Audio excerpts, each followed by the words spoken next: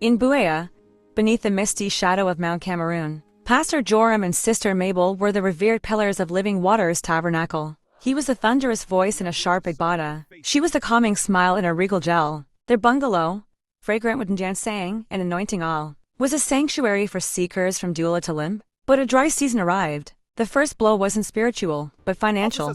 Joram's container business at the Douala port collapsed overnight. Customs seized his goods without cause, and his most trusted partner, a man he had personally baptized, emptied their accounts and fled to Nigeria. The fortress of faith had its first cry. Papa, Mabel whispered, touching Joram's shoulder as he stared at the unpaid bills. Joram turned, his eyes bloodshot.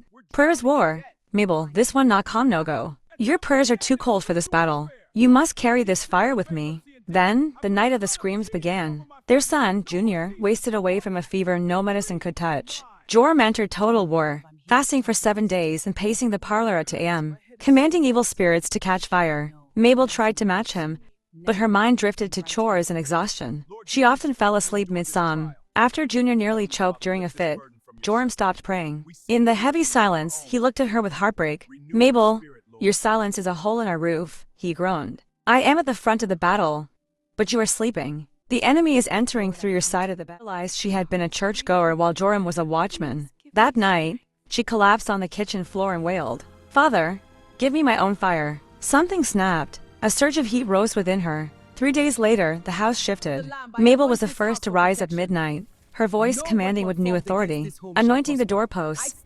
She saw a vision of a dark bird beside her son. She named the spirit of infirmity and ordered it to pack its bags and leave. The altar was finally balanced. On the 4th morning, Junior sat up in bed.